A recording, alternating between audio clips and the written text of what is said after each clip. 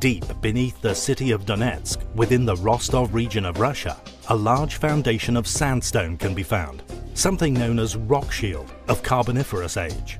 It is about 300 to 360 million years old and is lined with distributions of coking coals that are also of around the same age. Astonishingly, Mr. Kasatskin has discovered, upon the roof of this shaft of coal, an imprint of a chariot wheel, an imprint undoubtedly made before the rock had formed around it. He also discovered another imprint, a small distance further along the shaft. It must be noted that these imprints have remained buried deep within these seams of rock for many millions of years. If a scientific analysis could have been undertaken upon this artifact, it could have shaken our understandings of world history, just like so many other artifacts we have been made aware of, all but a few now stolen from the public domain. Upon realizing the implications of his discovery, Mr. Kasatskin, an extremely experienced foreman in ventilation and safety engineering, specializing in seismic prognosis, thankfully took several photographs of his miraculous and now concealed discovery before officially reporting it and requesting a scientific evaluation. When his boss notified the owners of the mine in the hopes of getting an analysis of the artifact with an attempt to preserve it, to his boss's surprise, they demanded he continued the work through the shaft so that it could be subsequently flooded, which is unfortunately what has occurred, making further exploration of the sites impossible. He stated that he's investigated further regarding the Western Mine's history with the fellow miners there and was able to confirm the existence of the other print within that mine. It had been damaged by blast hole driving and was little mentioned, though it was indeed there. He was sometimes in this cut, he said, and got to take a good look at it. He says that he was surprised, but also somewhat afraid. We, on the other hand, are excited by such a premise, and will keep you posted on any further developments regarding the mine. Today I wanted to share with you a rather special out-of-place artifact. It's known as the Fisher Canyon footprint, and it's actually a lump of coal. However, this small lump of coal is something very special. Since its discovery in the early 1900s by a man named John T. Reed, a character we have actually covered in the past, it has been silencing skeptics and evolutionists the world over. When John found the Fisher Canyon footprint, he reported it to the New York Sunday American. The coal layer in which the fossil was found was dated at over 15 million years ago. Microscopic photography that was carried out by the Rockefeller Institute, presumably attempting to discredit the find, actually confirmed that it was indeed a heel print of a hand-stitched shoe, and that the fossil seemed to show the presence of 2 rows of stitches along the edge of the sole, with twists of thread clearly visible in the photography. The right side of the shoe also appeared more worn than the left, indicating that it was worn on the right foot. Crystals of mercury sulfide, collected during the analysis, only confirmed the fossilized shoe print's enormous age.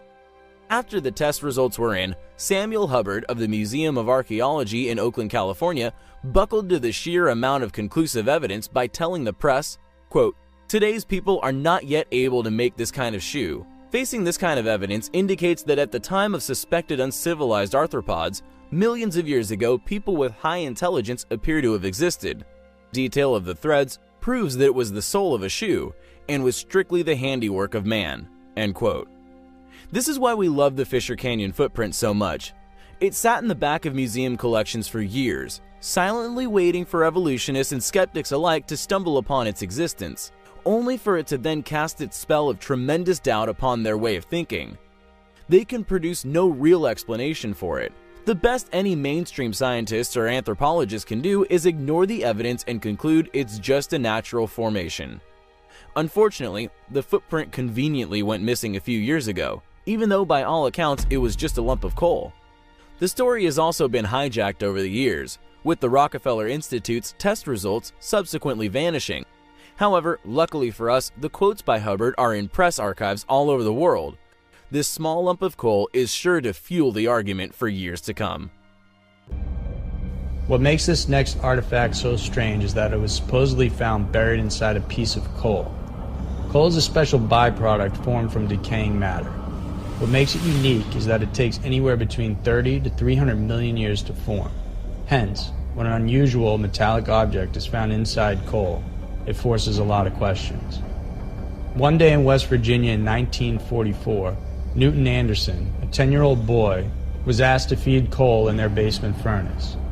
Taking a full shovel and walking towards the furnace, he wobbled and a huge coal chunk fell on the floor. The chunk broke open to reveal a small protruding metal on one of the pieces. Anderson would then take the coal and break it further to reveal a slender brass bell handle. What makes this puzzling is that the bituminous coal found near Anderson's home is estimated to be 300 million years old. How could a brass metal bell exist inside a 300 million year old piece of coal? What's more, modern experts tracked down the same mine and discovered that the same coal was found underground at depths of 100 feet. This blows away arguments that the modern-looking bell somehow fell and found its way into the coal. What is a brass bell with an iron clapper doing in coal ascribed to the Carboniferous period? According to Norm Sharbaugh's book Ammunition, the bell is an antediluvian artifact made before the Genesis flood. The Institute for Creation Research had the bell submitted to the lab at the University of Oklahoma. Their nuclear activation analysis revealed that the bell contains an unusual mix of metals different from any known modern alloy production, including copper, zinc, tin, arsenic, iodine, and selenium.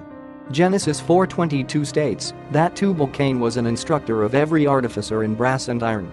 Perhaps when his civilization came to an end in the flood, this bell was buried with a massive vegetation that became coal and ended up thousands of years later in Newt Anderson's coal bin. The bell was prominently featured in the 1992 CBS docudrama production called Ancient Secrets of the Bible and is now part of the Genesis Park collection. The bell itself is designed with similarities to the Hindu deity Garuda and the Babylonian demon Pazuzu. The narrow face, the wings, and kneeling posture provide telltale signs. Is it possible for the bell to be part of an ancient pagan civilization? Or is it a far more modern construction?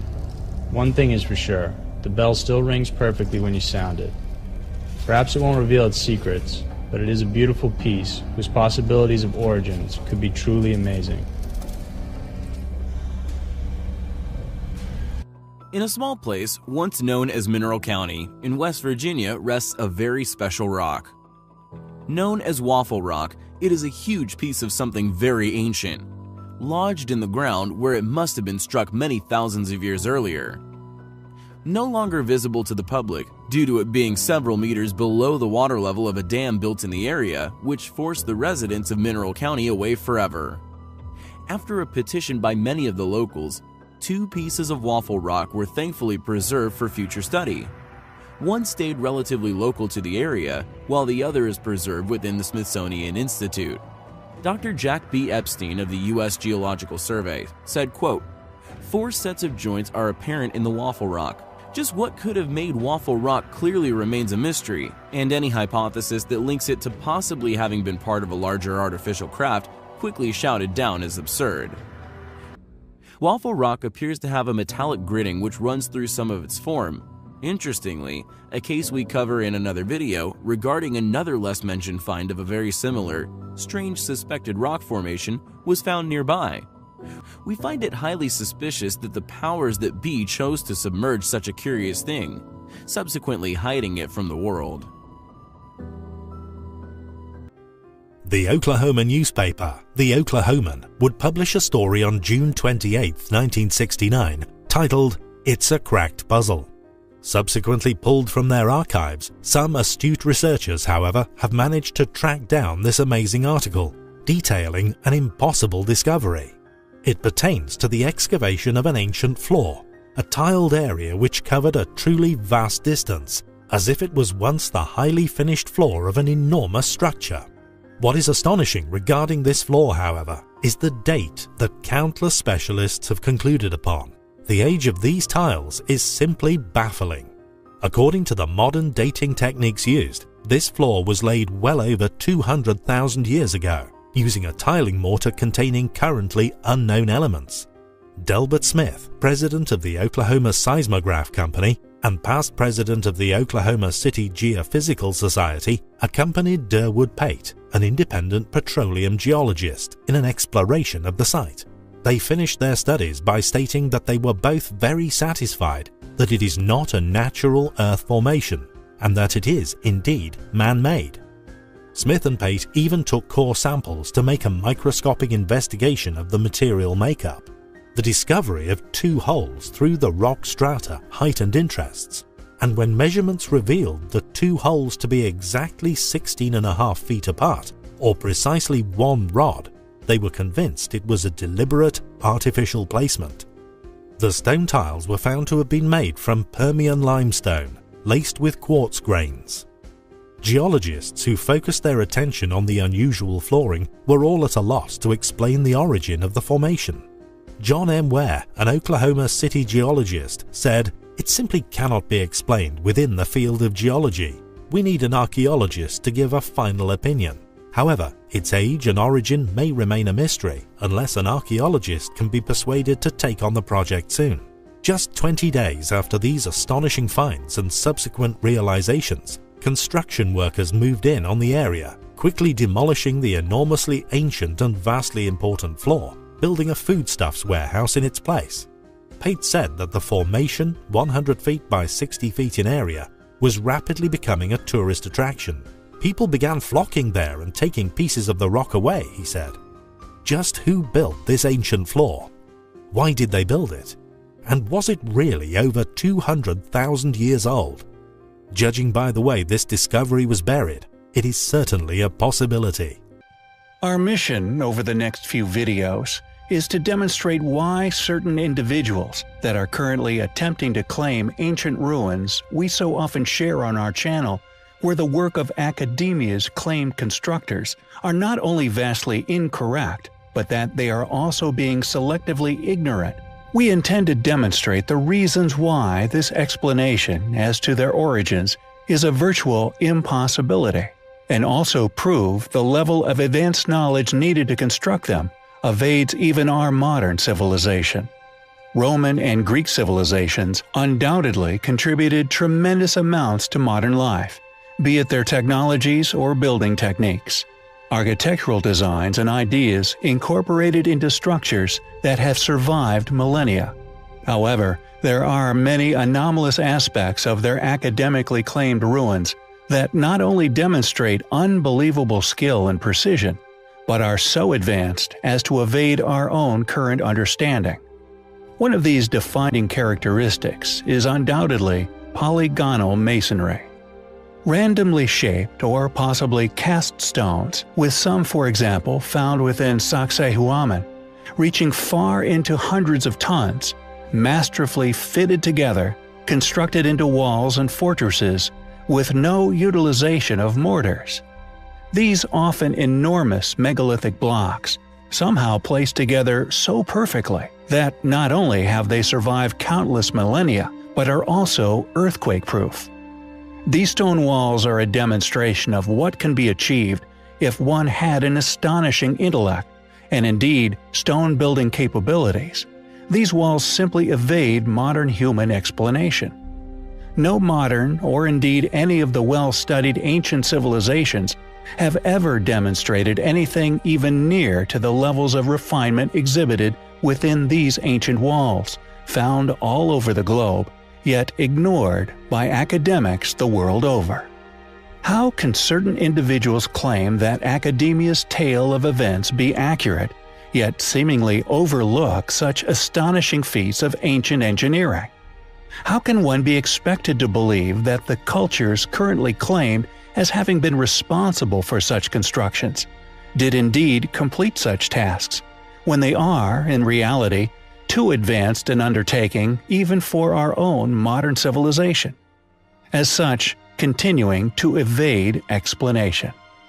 We feel that many of these individuals are merely towing a line rather than attempting to unravel that which they perceive as enigmatic and considerably controversial to their current supposed viewpoint. We feel there is no excuse for a diligent researcher to overlook these achievements when investigating such sites, or indeed attempting to unravel the secrets of our past. We also feel that if one attempts to explain away such sites, or merely overlook such features in favor of academic explanation, it is an indication of conspiratorial motives, rather than that of an honest purveyor of discoveries. There are many unexplained features of the ancient world, many of which we intend to share over the coming videos. And if one merely wishes to convey an illusion of all-knowing, they are soon to become unstuck, just like the academia they so mindlessly follow, and we so vehemently disagree with. Due to these deliberate twisting of the facts, they are undoubtedly highly compelling. We recently covered the astonishing discovery made deep within a coal mine under Rostov in Russia, fortunately photographed by Mr. Kasatkin, an experienced safety engineer, who discovered the prints of what clearly appears to have been left by chariots' wheels. These seemingly impossible prints are, thankfully, not the only unexplained artifacts to have been found deep within the mines of Earth. In 1912, workers shoveling coal in the municipal electric plant in Thomas, Oklahoma, would make an equally important discovery. As they were breaking up the large lumps of coal in preparation for the furnaces, to their surprise, a small iron pot would be ejected from one of the chunks. Several experts would examine the iron pot over the following few days, all declaring it to be genuine. Apparently, the imprint of the pot could also still be clearly seen in the broken chunks of coal that had encased it for, in all possibility, millions of years. According to Robert O. Fay of the Oklahoma Geological Survey, the Wilberton mine's coal, in which the pot was found, is an incredible 312 million years old. The cup is now displayed at a private museum in southern Missouri. It was fortunately photographed by Robert Nordling, who sent a copy to Frank Lewis Marsh, Emeritus Professor of Biology at Andrews University in Berrien Springs, on 10 January 1949. He forwarded the images to Wilbert H. Rush in 1971. Rush was a professor of biology at Concordia College. This means that we now have several artifacts we know to be in existence, which, according to modern understanding as to the age of coal, are over 300 million years old. The pot is still within a private collection of an unknown collector. Ancient Nampa Figurine. While workers were drilling for water in 1889 in Nampa, Idaho, they found a tiny little clay figurine. While finding artifacts when digging into the ground isn't really anything unusual, the depth at which they found it was what stunned them. The workers drilled through 50 feet of soil, 15 feet of basalt, and then beds of clay and quicksand, a total of 300 feet before they found the 1.5-inch long art-like figurine, which eerily resembles the human female body. An examination of the minerals inside of the figurine, along with the fact that it was found in strata, is said by science to be 2 million years old, and indicates that it's an ancient artifact. Since no other hominid other than the Homo sapien was known to create works of art like this, there must have been modern people living in Idaho 2 million years ago. But according to the Darwinian theory of evolution, modern people didn't exist anywhere near that time period. But ancient Sanskrit writings say that people have been around since the beginning, and sources have found figures of gods and goddesses that are even older than the Nampa figurine. One thing science doesn't deny is that the figurine is not a hoax, that it's actually very old, and that it was crafted by a true artist. If this figurine really is 2 million years old, they may want to consider reworking their theories of evolution. A modern iron hammer embedded in a 400 million year old rock, a mysterious gold man-made bell encased in charcoal for millions of years, hundreds of small spheres with tiny grooves dating back 2.8 billion years. Are these proof of past ancient advanced civilizations? It's currently believed by science that modern man came into existence about 200,000 years ago. Civilizations as we know them are only about 6,000 years old, and industrialization only started around 200 years ago. However, there have been many artifacts found throughout the years that do not even come close to fitting into this timeline. In June 1936, husband and wife Emma and Max Hahn went on a stroll along Red Creek in London, Texas. On their walk, they saw a loose rock with a piece of wood sticking out of it. Out of curiosity, they took it home and kept it. It would be an entire decade until their son cracked it open with a chisel and hammer. Utterly stumped, they turned over the artifact to archaeologists who were puzzled by the find. What made the hammer so unique? Could it have been just an ordinary 19th century hammer a worker abandoned and was somehow encased in a rock? During their study, they found that the rock encasing the hammer dates as far back as 400 million years old, belonging to the Ordovician era. However, others have proposed it belongs to the Cretaceous era, about 150 million years old. Regardless, it's a very old artifact. Closely examined, the iron head is 5 inches long with a 1-inch diameter, making it likely that it was used for soft metal or finer work instead of large projects. The head portion is made from 96.6% iron, far too pure than what nature could produce without the help of technology. However, the real kicker is that the iron itself is said to be 500 million years old. It's so old that a portion of the handle has even started transforming into coal. Nobody can explain how this happened. There are educated guesses, including one stating that highly soluble minerals already in the limestone must have created a concentration around the item. This then caused it to seem as old as the minerals dated itself. However, that is unlikely and doesn't explain the handle turning to coal, which takes a minimum 30 million years to form. No one has been able to confirm the origins of the London hammer, and so to this day it remains a strong contender for proof of an intelligent ancient past.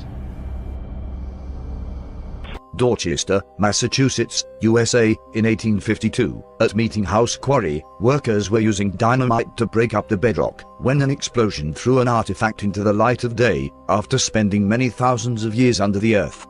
According to geologists, the Roxbury Rock, in which this mysterious artifact was embedded, has been dated as having accumulated between 570 and 593 million years ago during the Ediacaran period. Imagine their surprise when workers spotted a metallic object amongst the debris of the explosion, still partially embedded in a chunk of rock, and now sheared into 2 pieces from the forces of the blast. A zinc vase covered in flower decorations painted in solid silver. The bell-shaped pot is around 4.5 inches tall and about 6.5 inches long, and was noted as being exquisitely made. The age of the vase has been heavily debated amongst specialists, with many struggling to produce ages smaller than 100,000 years. Additionally, the species of flowers and plants that are illustrated upon the vase also went extinct over 100,000 years ago. Not surprisingly, but rather predictably, the pot, along with all authenticated documentation regarding its discovery, mysteriously vanished without trace shortly before a full investigation into its amazing history could take place. The initial discovery was covered on June 5 in 1852, from the publication of the magazine Scientific American, which confirms its authenticity, as indeed being found embedded in the solid ancient stone, 15 feet below the surface. But shortly after this coverage, like so many other amazing objects found around the world, vanished without trace. Who made this amazing artifact? When was it made? If we go by the age of the rock in which it was discovered, it is amazingly over 500 million years old, but we may never know. Found in Siberia, and dating back to a time said by modern science to have been that of the Denisovan species of early humans, scientists have confirmed this bracelet is 40,000 years old, making it the oldest piece of jewelry ever discovered. The bracelet was discovered at a site now known as Denisova Cave, in the Altai region of Siberia in 2008. After detailed analysis, Russian experts now accept that the bracelet's age is authentic. Scientists explained it away, concluded that it must have been made by our prehistoric human ancestors, the Denisovans, an extinct species of humans, and just showed them to have been far more advanced than ever realized. However, further analysis has left them in a bit of difficulty with their conclusions as to who the makers could have been. A hole initially thought to have been caused by erosion is actually a purposely placed drill hole, created by the maker of the bracelet, by using what can only be assumed was a fine jeweler's drill. Writing in a Novosibirsk magazine, Science First Hand, Dr. Derevyanko said, 2 fragments of the bracelet were found, with a width of 2.7 centimeters and a thickness of 0.9 centimeters. Near one of the cracks is a drilled hole with a diameter of about 0.8 centimeters. Studying the drill hole, reluctant scientists found that the speed of rotation of the drill's bit would have been rather high, fluctuations minimal, and that it was applied with an advanced implement, technology that has come in for more recent times, Dr. Derevyanko told the Siberian Times. Predictably, since this feature was discovered, the scientific community's forthcoming explanations have fallen silent. Who made this bracelet? It seems it is left to all those who do not have to protect a career within a paradigm to postulate and ponder. People have called it the world's oldest spark plug, while skeptics have dismissed it as a geological anomaly. There is no doubt, however, that the Coso Artifact is a complete mystery. In 1961, 3 rock hunters were looking for geodes in California's Coso Mountains to use for their gift and gem shop. Geodes are hollow rocks with mineral crystals like amethyst inside. Back at the shop, Mike Mansell, one of the hikers, placed a simple rock under a diamond saw to cut it open. It cut in half, but only after damaging a practically brand new diamond saw. Hoping to find crystals inside, he instead discovered something else. Inside the geo was what looked like a porcelain cylinder surrounding a shiny metal rod. Initial tests done on the geode showed it as more than 500,000 years old, hundreds and thousands of years before any advanced civilization supposedly showed up on Earth. What's even more fascinating is the X-rays revealed something unexpected. It showed the upper part of the item had a tiny spring or a small helix. The other half showed a piece of metal, likely copper, serving as a cover to the porcelain cylinder. The design and construction hinted it was more than just a piece of machinery, but instead an actual electrical instrument. Comparisons were made and many people noted its resemblance to a modern spark plug. Does this prove that ancient civilizations existed? Does this suggest our idea of human evolution and ancient technology might be wrong? Whatever the Coso artifact was, it's too late to find out now. To date, no one knows where it is, and none of the 3 original hikers can be found. There are a number of artifacts, which can still be found all over the Earth, that are extremely hard for modern academia to explain, using their popularly attested and often regurgitated views regarding chronological timelines of the developments of man. Most of these surviving objects are locked away within the collections of wily individuals, people aware of the many other such artifacts which have been found, stolen, and never seen again. These guardians of the artifacts have often encountered attempted robberies, switch tactics, and often offered large sums of money to allow these artifacts to just simply vanish. Yet fortunately, many still cling to existence thanks to a handful of individuals guided by a moral duty to share them with the world. And our next artifact could be seen as such an object. Known as the Dashka stone, it is a controversial artifact that it is believed by some to be the guidelines used by the quote, architect of the world. Also known as the map of the creator, the Dashka stone tablet has baffled researchers since its discovery in 1999, and as impossible as it may seem, a number of specialist Russian experts, after in-depth analysis of the stone, have concluded that it is indeed a stone map that is as much as 120 million years old.